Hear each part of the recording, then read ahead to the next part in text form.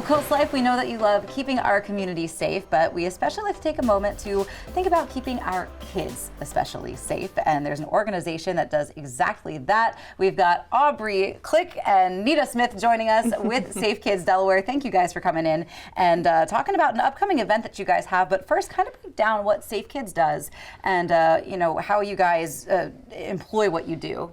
Sure. So Safe Kids Delaware is a group of individuals that are all coming from different agencies within the state. So we have people that are from our hospital systems, from the Office of Highway Safety, from law enforcement, and they're all focused on different matters that are around injury prevention for children. So things that are preventable and things that we can educate and help families learn from and make better steps in their homes and out in the world as well, in the community. Yeah.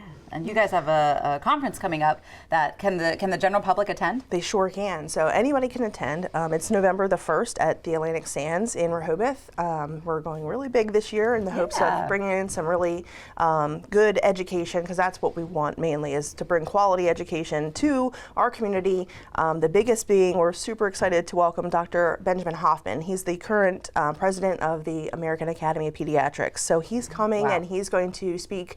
Not only does he have a plenary session, but he's also doing a breakout session where they sleep matters, so talking about safe sleep for children, so for newborns, and I'm not going to steal his thunder, but yeah, so yeah, so that, but we're focusing on 3 tracks: water safety, safe sleep, and child passenger safety, just because that mirrors Safe Kids worldwide, their goals, and that's what we wanted to kind of hammer down, but there's so much more as well. Sure. So is this going to be a conference that's great for maybe new parents to attend, or parents of younger kids, but what about parents of teenagers? Would they benefit from this as well? Yeah, anybody. Anybody who has any interaction with kids, because you don't know, you may have a younger niece or nephew that's coming to visit, and there's things that, that are in your home and you not realize that you could be a little safer.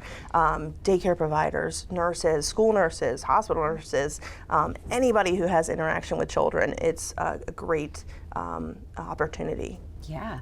For anybody who's watching this right now and maybe wants a couple tips and tricks here and there, what are maybe some of the most common injuries that maybe you are watching a niece or nephew? What are some of the things in your home that people should maybe take a second look at before they have kids in the home? Yeah, absolutely. Some of the biggest things we see and hear about are like falls. So fall hazards where things aren't anchored to walls safely, and children, just they happen to grab, and they're, sometimes they're like little spider monkeys, and they climb things and do things that probably aren't a good choice, but tip overs, that type of thing.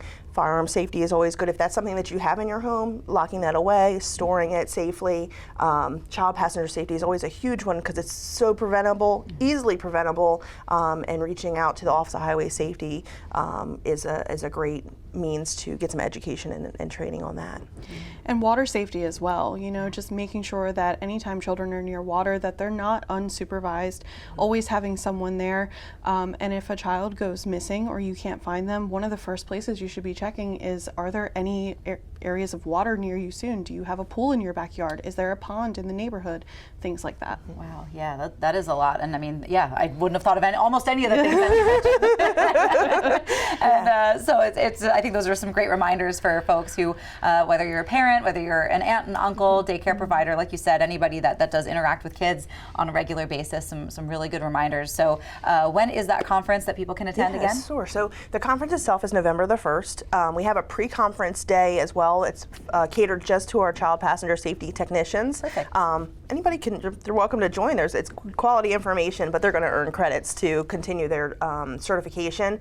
And then any information that somebody might want regarding the conference, they can check it out on our Safe Kids Delaware Facebook page. Tickets are through Eventbrite, so you can search there as well if you don't have Facebook. Yes. Awesome. Cool. And if people want to get involved with Safe Kids Delaware, can they do that? Absolutely. Yeah. So just message us through our Facebook page. It's probably the easiest and quickest way. She's the manager of the page as well. So Aubrey will get the message, and then we'll share information. We have counties, committees in each county. So you could, if you're in Sussex and you want to be involved in Sussex, that's fine. You don't need to be on the statewide committee. So yeah.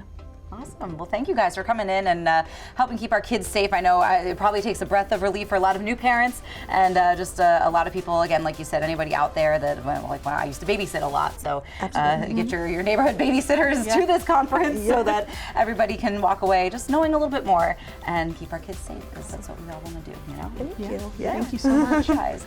Well, coming up, that's not the only thing that we're doing to benefit kids in our area. We've got the camp out for kids to tell you about when Coast Life gets back.